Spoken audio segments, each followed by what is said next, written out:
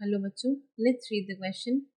Assertion says failure of secretion of vasopressin caused diabetes mellitus in the patient. Reason says vasopressin decreases the volume of urine by increasing the reabsorption of water. So देखिए यहाँ पे क्या कह रहा है कि assertion ये कह रहा है कि failure of secretion of vasopressin, vasopressin का सिक्रीशन ना होने की वजह से पेशेंट में डायबिटीज मेलिटस की प्रॉब्लम हो जाती है। और रीज़न क्या दे रहा है उसका, vasopressin decreases the volume of urine by increasing the reabsorption of water. So देखिए यहाँ पे जो हमारा की कॉन्सेप्ट है वो क्या हो जाएगा,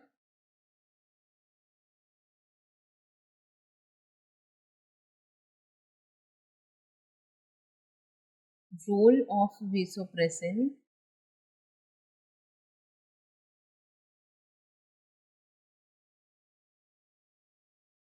ये हमारा की कॉन्सेप्ट है। ये जो वेसोप्रेसिन है इसको हम ADH भी कहते हैं। ADH यानी एंटी डाईयूरेटिक हार्मोन। जब हम एंटी डाईयूरेटिक हार्मोन की बात करते हैं, in this case anti diuretic hormone, इसका क्या काम होता है, बॉडी से वाटर को जितना हो सके उतना यूटिलाइज करना, वाटर की वेस्टेज को बॉडी में रोकना। यानी कि इसका डाईयूरेसिस मतलब प्रिवेंशन ऑफ वाटर लॉस। डाईयूरेसिस का मतलब होता है वाटर लॉस और एंटी डाईयूरेसिस का मतलब है prevention of water loss from the body.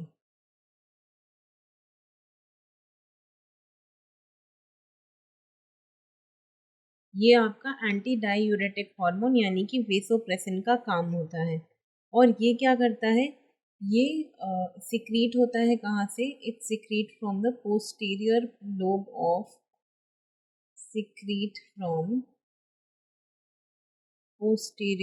Of pituitary.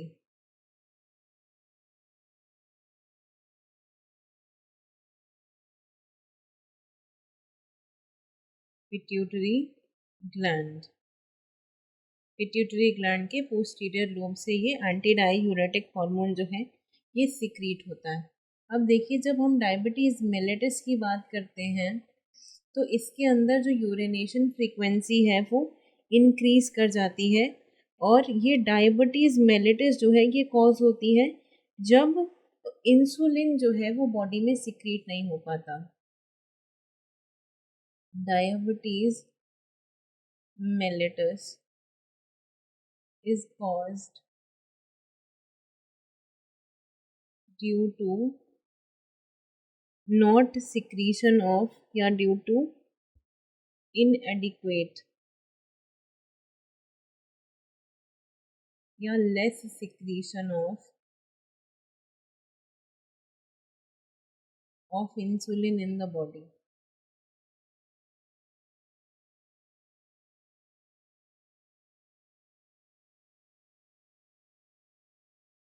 और ये जो आपका ADH है इसके सिक्रीट ना होने की वजह से हमारा डायबिटीज़ इंसिपिडस कॉज होता है। द ADH यानी कि यहाँ पे failure of secretion of ADH secretion cause diabetes insipidus।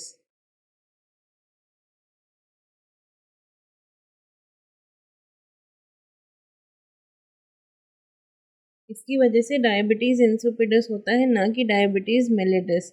ये क्या करता है, नेफ्रॉन से वाटर का रीअब्सॉर्प्शन इंक्रीज करता है ADH, जिससे कि पानी जो है वो सारा निकल करके कहाँ जाता है, इंटरस्टिशियम में चला जाता है। तो यहाँ पे अब तो आपका ये देखिए पहला जो स्टेटमेंट था ये तो गलत हो गया। इसमें लिखा है कि वेसोप्रेसिन के सिक्रीशन के फेलियर से क्या होता है, डायबिटीज मेलिटस होता है। ये गलत है, डायबिटीज इंसिपिडस होता है। डायबिटीज मेलिटस कब होता है, जब बॉडी में इंसुलिन सिक्रीट नहीं होता। अब देखिए जो हमारा दूसरा पॉइंट है वो क्या है, vasopressin decrease the volume of urine by increasing reabsorption of water.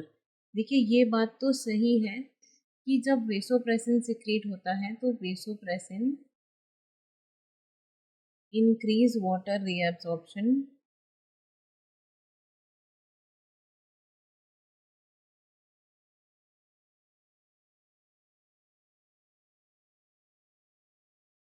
From DCT।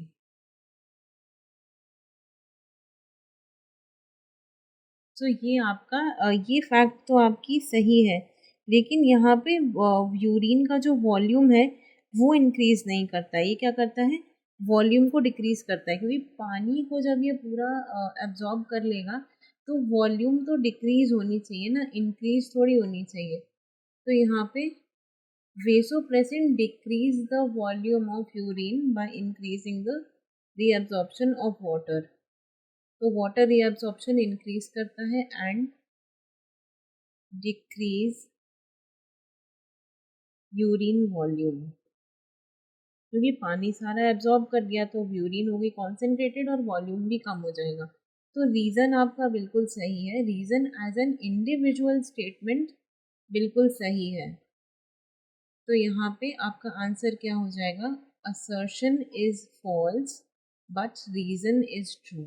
As an individual statement assertion गलत है, लेकिन अगर हम as an individual statement consider करें तो ये बात बिल्कुल सही है कि वेसोप्रेसिन जो है वो वाटर का रीअब्जॉर्प्शन बढ़ाता है और यूरिन की वॉल्यूम को डिक्रीज करता है। तो आंसर इज ऑप्शन यहाँ पे D. I hope you understood it well. Best of luck.